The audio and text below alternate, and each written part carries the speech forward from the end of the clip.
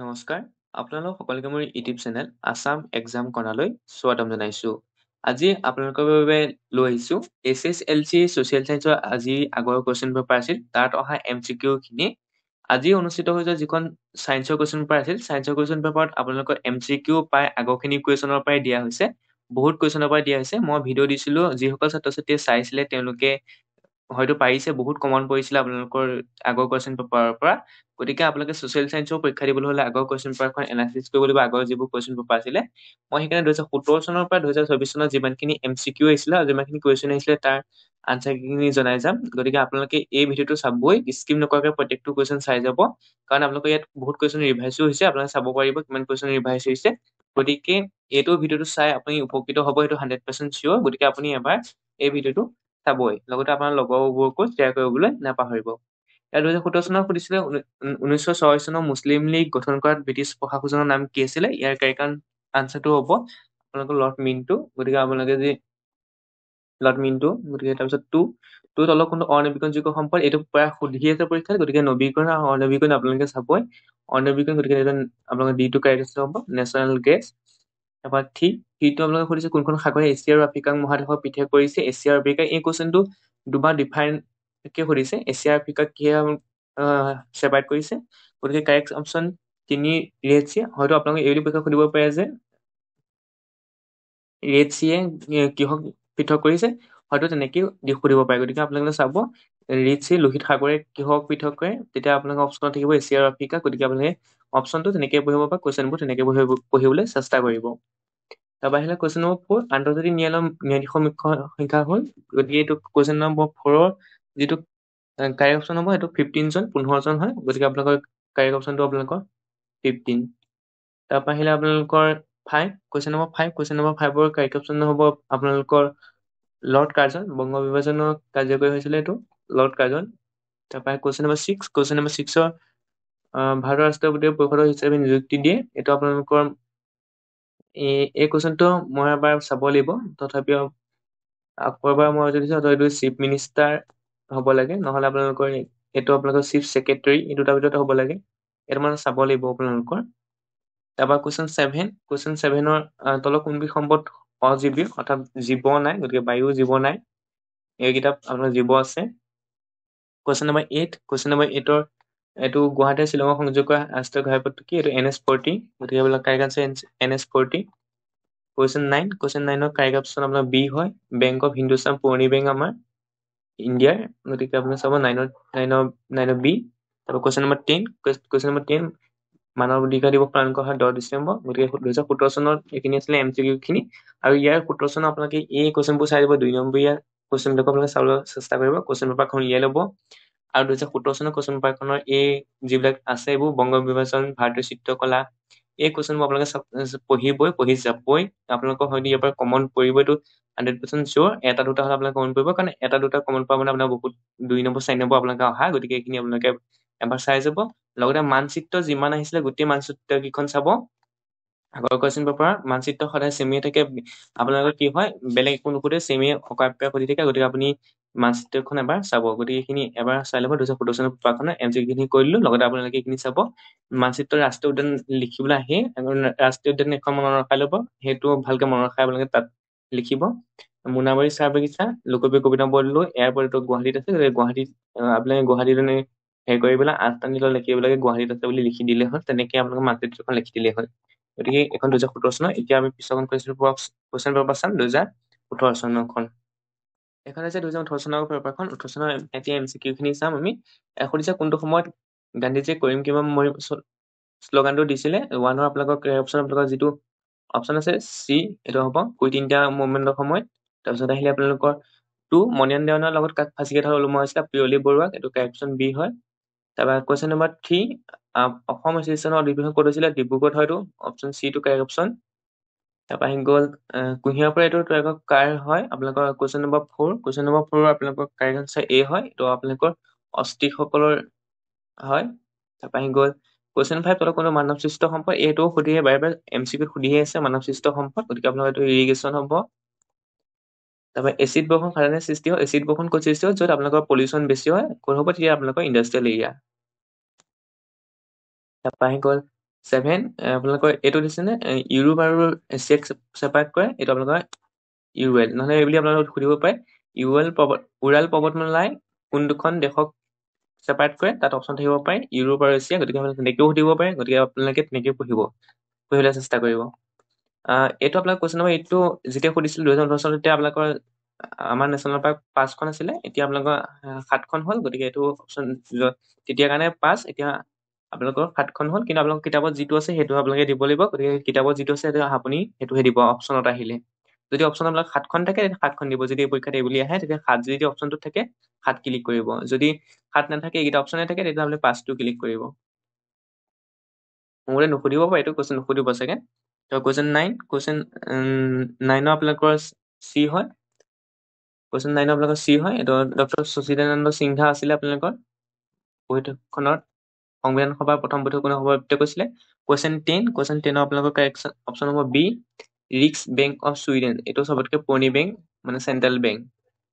এইখিনি হৈছে আপোনালোকৰ তাৰপিছত 1901 গান্ধী আইৰণ চুক্তি দুটা চৰ্ত লিখা লিখিব, আপুনি 2 নম্বৰ কুৱেশ্যন খুব চাব।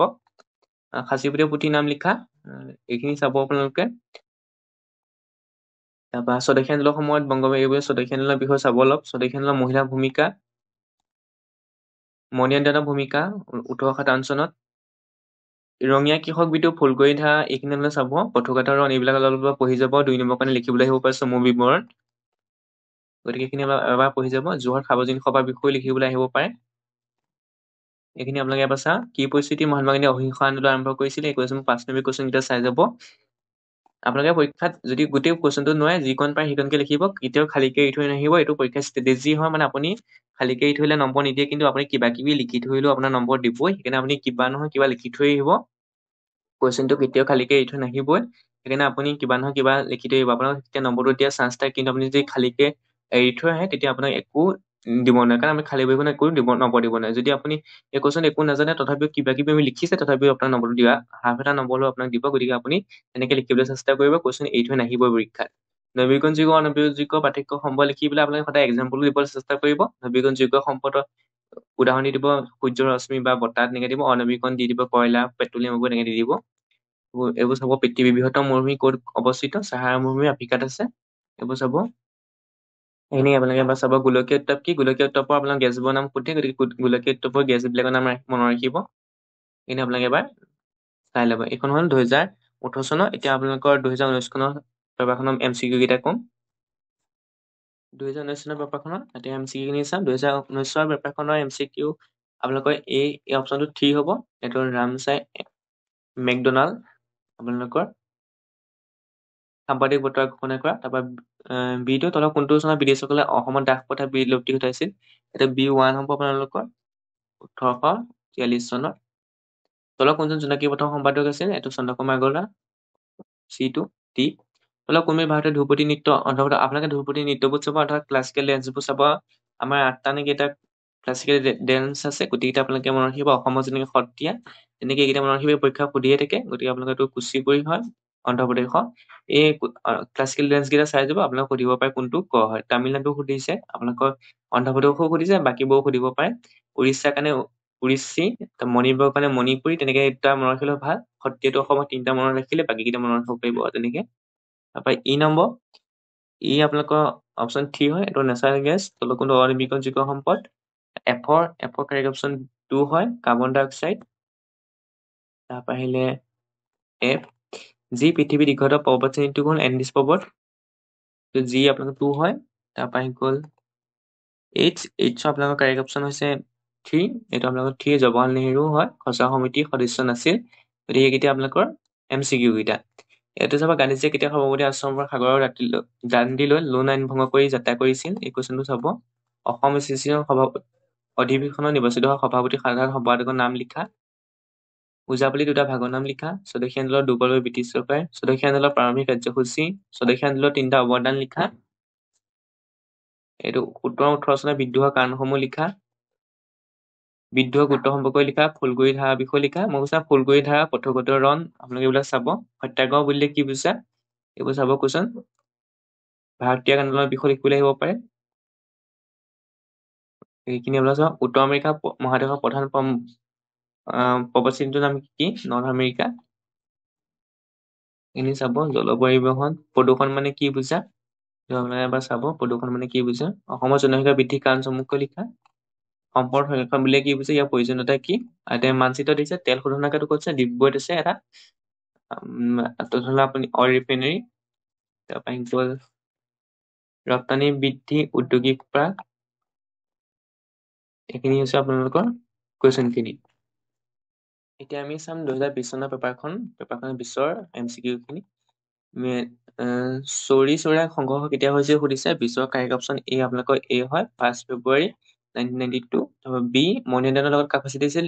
ফাঁচি দিয়া আছিল। দেখিছে এই কুৱেশ্যনটো আকৌ সুধিছে, আগতে সুধি গৈছে, গতিকে আকৌ সোধা চান্স আছে পিয়লি বৰুৱা। তাৰপৰা আহি গ'ল 1903 চনত কোনে আছাম এছ'চিয়েশ্যন গঠন কৰিছিলে? এইটো আপোনালোকৰ মাণিক চন্দ্ৰ বৰুৱা। তাৰপৰা আহি গ'ল তলতীয়া জনগোষ্ঠী কোনো বৌদ্ধ ধৰ্মৰ খামতি হয়? এইটো আপোনালোকৰ কাৰেক্ট অপশ্যন। এইটো তলতীয়া কোনটো মানৱ সৃষ্ট বাৰে বাৰে সুধি আছে দেখিছে। গতিকে ইৰিগেশ্যন কেনেল মানে জলসিঞ্চন নলা যিটো মানুহে সৃষ্টি কৰিছে। বায়ুমণ্ডলৰ কাৰ্বন ডাই অক্সাইড এইটোও সুধিছে বাৰে বাৰে পৰীক্ষাত। গতিকে আপোনালোকে এইটো চাব 0.035%। কোনখন সাগৰে এছিয়া মহাদেশক আফ্ৰিকা মহাদেশৰ পৰা পৃথক কৰিছে? গতিকে এছিয়া আৰু আফ্ৰিকাক কোনে পৃথক কৰিছে? আপোনালোকৰ যি কাৰেক্ট আনচাৰ আপোনালোকৰ ৰেড চি লোহিত সাগৰে।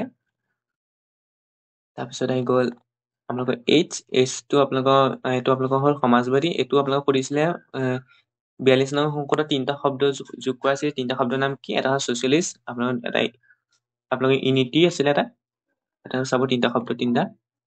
এইকেইটা হৈছে আপোনালোকৰ হৈছে। তাৰপৰা গান্ধী আইৰণ চুক্তি কেতিয়া স্বাক্ষৰিত হৈছিলে? এটা চুক্তি প্ৰয়োজনীয় গান্ধী আইৰণ চুক্তি আপোনালোকে সেইকেইটা নাম লিখিব মনত ৰাখিব। দৰং জিলা 2টা লোকনৃত্য, এটা ওজাপালি আৰু এটা কিবা লিখিব আপোনালোকে। বংগবিভূষণ কি আছিল? পথুঘাতৰ কৃষক বিদ্ৰোহ। মই কৈছো এইকেইটা আপোনালোকে মনত ৰাখিবই। পথুঘাতৰ কৃষক বিদ্ৰোহ, ৰঙিয়া বিদ্ৰোহ, ফুলগুৰি ধৰা, লাচিমা কৃষক বিদ্ৰোহ। এইখিনি চাব। গান্ধীজীয়ে ভাৰতীয় আন্দোলনৰ আঁৰত কি আছিলে? এইবোৰ চাব। সেইখিনি এবাৰ চাব। কুৱেশ্যন পেপাৰখন যিটো আছে পানী প্ৰদূষণ কেনেকে হয়? জাবৰ জোথৰ পেলালে পানী প্ৰদূষণ হয়। অসমৰ 4টা খনিজ সম্পদৰ নাম লিখা। কি খনিজ সম্পদ আছে আপোনালোকে জানি? গোলকীয় উত্তাপ বৃদ্ধি 3টা ফলাফল লিখা। সম্পদ বুলিলে কি বুজা? চাব। এইখিনি মই কৈছো। এখন পক্ষী অভয়াৰণ্য কোন হৈছে? দীপৰ বিল। এখন পক্ষী অভয়াৰণ্য হয়। দীপৰ বিল ক'ত আছে? গুৱাহাটীত আছে। তাৰপিছত এখন পক্ষী অভয়াৰণ্য হৈছে আপোনালোকৰ শিৱসাগৰত আছে। এখন চাব। বৰদৈচিলা এখন হৈছে এছিয়াৰ সৰ্ববৃহৎ চাহ বাগিচা মোনাবাৰী চাহ বাগিচা। এইখিনি আপোনালোকে লিখিব লাগিব। মানে যিখন মানচিত্ৰ আছে তাত বহাব লাগিব, ক'ত আছে সেইটো বহাব লাগে। এইখিনি এবাৰ চাব। এবাৰ ৰাষ্ট্ৰসংঘ কেতিয়া স্থাপিত হৈছিলে? সেইকেইখন মুদ্ৰা নে? আপোনালোকৰ বিনিময় প্ৰথাৰ কথা সুধিব পাৰে, কিয়নো যিহেতু এতিয়া বিনিময় প্ৰথা হৈ গৈছে, গতিকে বিনিময় প্ৰথাৰ কথা সুধিব পাৰে, সেইটো এবাৰ চাব। গতিকে এইখিনি আপোনালোকৰ কুৱেশ্যন খিনি হ'ল 2020 চনৰ। এতিয়া আমি 2021 পেপাৰখন চাম। 21 পেপাৰ MCQ খিনি এতিয়া চাম আমি। এইটো হৈছে ব্ৰিটিছ সংসদে কেতিয়া ভাৰত স্বাধীন আইনক অনুমোদন জনাইছিলে? 21 এ হ'ব আপোনালোকৰ 5 জুলাই 1947। আপোনালোকৰ এইটো জুলাই মাহহে আছে, গতিকে এইটো হ'ব কাৰেক্ট অপশ্যন। তাৰপৰা আহি গ'ল বিটো, আপোনালোকৰ বি কাৰেক্ট অপশ্যন 4 হ'ব এইটো। আনন্দৰাম ঢেকিয়াল ফুকন। কি হৈছিল কুৱেশ্যনটো? অসমীয়া কৃষকৰ পৰা ভূমি খাজনা বৃদ্ধি নিৰ্ধাৰণৰ বাবে কোনে মফত মিলছ আৰ্জি লিখিছিল? তাৰপৰা আহি গ'ল 1921 জুন মাহত গঠন কৰা অসম প্ৰদেশ কংগ্ৰেছৰ অস্থায়ী কমিটিৰ সভাপতি কোন আছিলে? এইটো আপোনালোকৰ চিটো যিটো কাৰেক্ট আনচাৰ হ'ব কুলধৰ শইকীয়া বা কুলধৰ চলিহা। তাৰপৰা আহি গ'ল কোনজন আহোম ৰজাই কেইবামহলীয়া তলাতল ঘৰ নিৰ্মাণ আৰম্ভ কৰিছিল? এটা আৰম্ভ কৰিছিল মানে প্ৰথমতে যিদিনে সাজিছিল সেইটো প্ৰথমতে সাজিছিল ৰুদ্ৰসিংহই। আপোনালোকৰ এইটো পিছত কোনে বনাই? ৰাজেশ্বৰ সিংহই ভালকে বনাই। কিন্তু প্ৰথম আপোনালোকৰ ৰুদ্ৰসিংহ। গতিকে কোনে আৰম্ভ কৰিছিল বুলি ক'লে? এতিয়া ৰুদ্ৰসিংহ। তাৰপৰা ইটো আপোনালোকৰ 21 কাৰেক্ট অপশ্যন হ'ব। এইটো মই কৈছো যে কোনো অজৈৱিক সম্পদ, এইটো সুধিছে পৰীক্ষাত আকৌ বাৰে বাৰে। দুবাৰমান দেখিলো মই এতিয়ালৈকে। কোনটো গোলকীয় উত্তাপ বৃদ্ধিৰ বাবে দায়ী নহয়? এই গেছকেইটা গোটেইকেইটা গোলকীয় উত্তাপৰ কাৰণে হয়। গোলকীয় উত্তাপ যেনে কাৰ্বন ডাই অক্সাইড, অজন, মিথেন, নিউট্ৰেছ গোটেইকেইটা হয়। গতিকে ইয়াৰ ভিতৰত মোৰ এই গেছটো অৰ্জনটো নহয় যেন লাগিছে, কিন্তু অজনো হয়। কিন্তু ইয়াত যিটো অপশ্যনত বেলেগ এইকেইটাটো হয়েই। গোলকীয় উত্তাপৰ কাৰণে এইকেইটা ডাইভাৰটো নাইট্ৰাছ অক্সাইড, মিথেন, কাৰ্বন ডাই অক্সাইড। ত' ওজনটো মোতে এইটো অপশ্যন যিটো অজনটো আপোনাক দিব লাগিব, কিন্তু এইটো আপোনাৰ গোলকীয় উত্তাপৰ বৃদ্ধি দায়ী হয় কিন্তু ওজনটো। তাৰপৰা তলৰ কোনখন মহাসাগৰ পৃথিৱীৰ বৃহত্তম মহাসাগৰ? আপোনালোকে জানিছিল পেচিফিক মানে প্ৰশান্ত মহাসাগৰ। ব্ৰিটিছসকলে কেতিয়া ভাৰতলৈ কেবিনেট মিছন আহিছিলে? আপোনালোকে এইটো আপোনালোকৰ যিটো 21 কাৰেক্ট আনচাৰ হ'ব 3। আপোনালোকৰ এইটো মাৰ্চ 1946। তাৰপৰা সত্যাগ্ৰহ শব্দটো কোনে সৰ্বপ্ৰথম ব্যৱহাৰ কৰিছে, ইয়াৰ প্ৰকৃত অৰ্থ কি? ইয়াণ্ডাবু সন্ধি কেতিয়া স্বাক্ষৰিত হৈছে, ফলাফল কি আছিলে? ভট্টদেৱে দুখন জনপ্ৰিয় সাহিত্য ৰচনা নাম লিখা। মুছলিম লীগৰ গঠনৰ বিষয়ে লিখিবলৈ আহিছিলে। 1858 চনত এইটো 1858 বিদ্ৰোহৰ বিষয়ে বহুত বেছিকৈ সোধে, গতিকে 1857 চনত বিদ্ৰোহৰ বিষয়ে আপোনালোকে পঢ়িবই। ইয়াৰ পিছত মই কিছুমান কমন কুৱেশ্যন দি দিম বাৰু, কেনেকুৱা ধৰণৰ কমন কুৱেশ্যন আহিব পাৰে আপোনালোকৰ পৰীক্ষা, সেইটো আপোনালোকে এবাৰ চাব। এনেকুৱা ধৰণৰ কুৱেশ্যন আহিব পাৰে। মই কেইটামান কুৱেশ্যন ইয়াৰ পিছৰ ভিডিঅ'টোত দি দিম, এনেকুৱা ধৰণৰ কুৱেশ্যন আহিব পাৰে বুলি। গতিকে আপোনালোকে এইখিনি কথা পৰীক্ষাত পঢ়ি যাব, পৰীক্ষাত পঢ়ি যাব। মৰুকণ কি?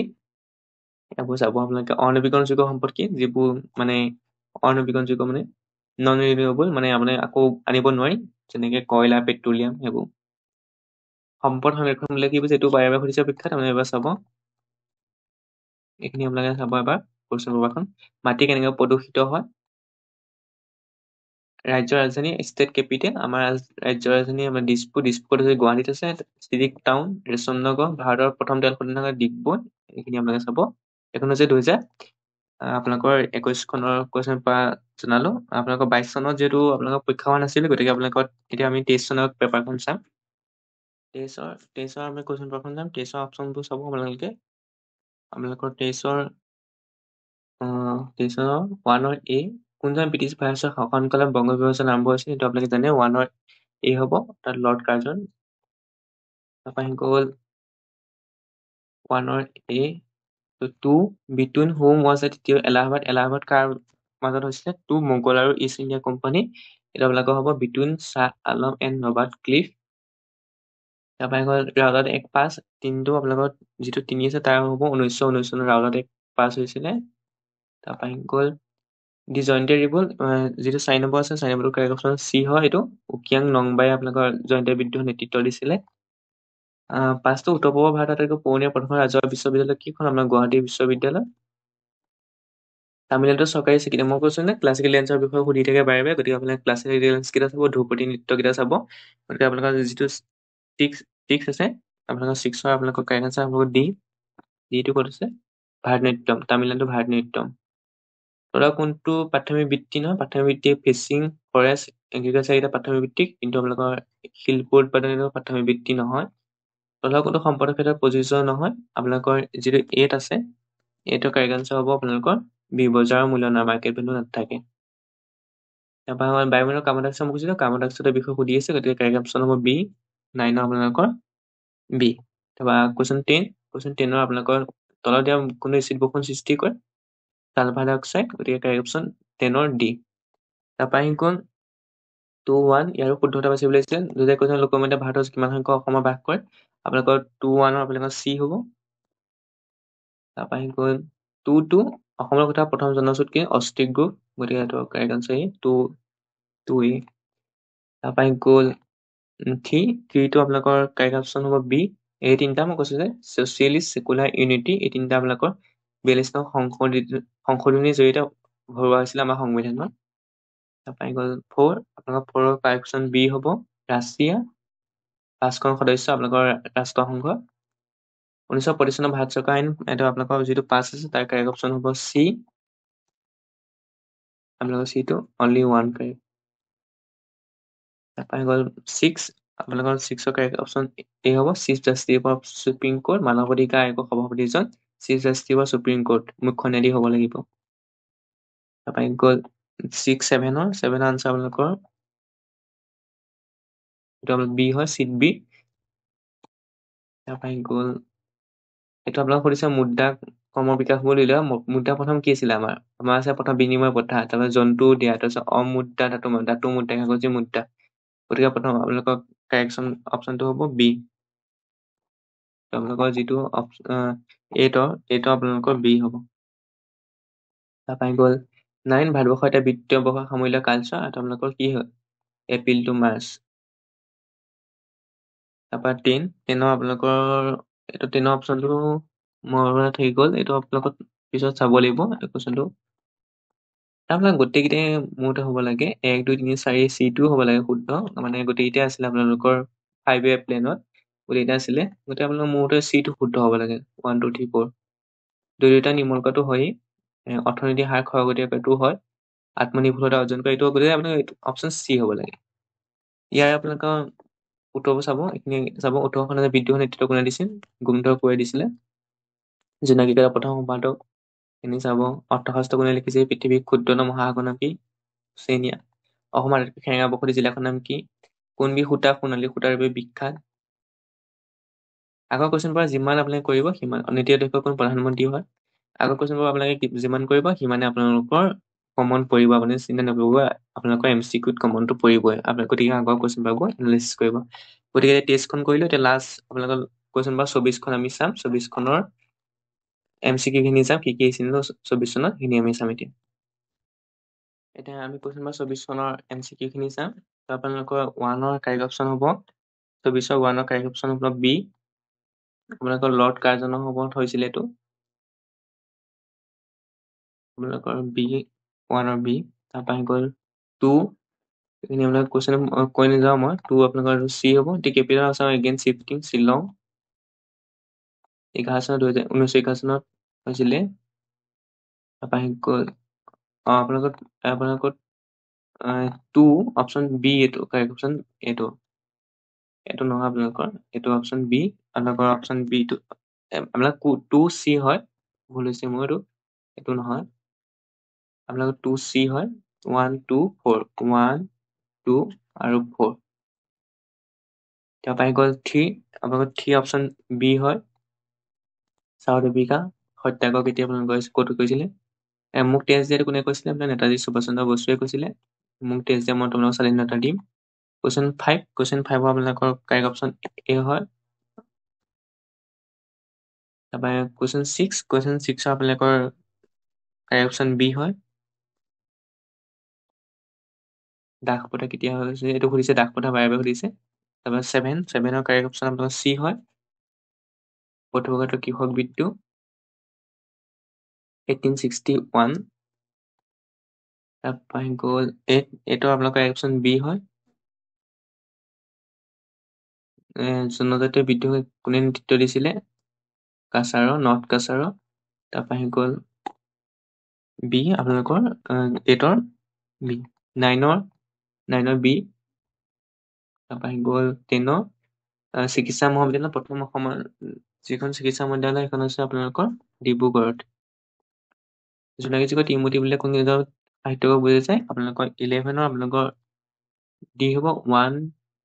আপোনালোকৰ এইটো হ'ব 8 ইঞ্চত 2 3 4। 2 3 4 আছে, 2 3 4 আপোনাৰ বি অপশ্যনত আছে। হেমচন্দ্ৰ গোস্বামী, লক্ষ্মীনাথ বেজবৰুৱা, চন্দ্ৰকুমাৰ আগৰৱালা। ৰাষ্ট্ৰাংগনী কোনে লিখিছিলে? আপোনালোকৰ ৰাষ্ট্ৰাংগনী লিখিছিলে কলহনে। 12 আপোনালোকৰ কলহন ক'ত আছে? চি। 13 আপোনালোকৰ এইটো হ'ব বি, অষ্টিক গ্ৰুপ খাচী জনজাতিসকল। 14 স্বচ্ছ কোড কোন ৰাজ্যৰ পৰামৰ্শত এইটো মিজোৰাম হয়। 14ৰ চি। তাৰপৰা আহি গ'ল 15 অসমীয়া গদ্য সাহিত্য ৰচনা কৰা হৈছিল ভট্টদেৱে। গতিকে 15ৰ এ হয়। তাৰপৰা আহি গ'ল তলৰ কোনটো অনবীকৰণযোগ্য সম্পদ? গতিকে অনবীকৰণযোগ্য মানে যিটো আকৌ কৰিব নোৱাৰি, গতিকে মিনাৰেল হয় এইটো। 16ৰ বি। তাৰপৰা আহি গ'ল 17 তলৰ কোনো তৃতীয় ভিত্তিক অন্তৰ্ভুক্ত নহয়। 17ৰ আপোনালোকৰ যে কাৰেক্ট আছে সেইটো আপোনালোকৰ চি হয়, খনিজ সম্পদ আহৰণ। তাৰপৰা 18 তলৰ কোনটো বিলুপ্তপ্ৰায় প্ৰাণী? এইটো ওৱান হাইনৰ ৰাইনো।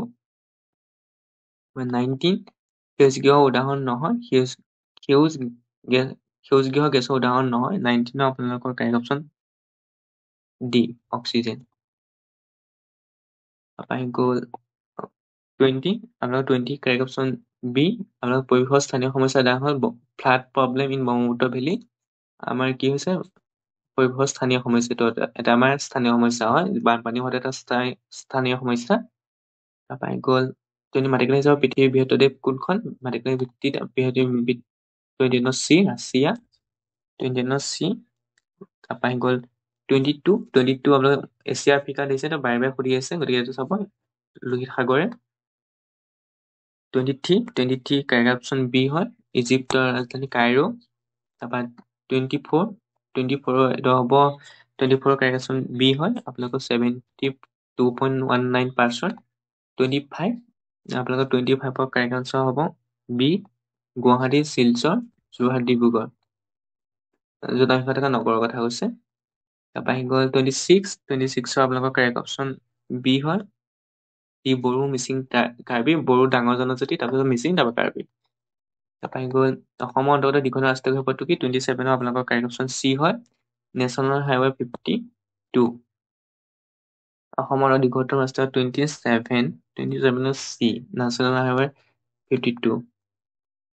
অসমৰ আটাইতকৈ বৃহৎ কৃষিভিত্তিক উদ্যোগ কোনটো? 28 আপোনালোকৰ কাৰেক্ট অপশ্যন ডি হ'ব, টি ইণ্ডাষ্ট্ৰী।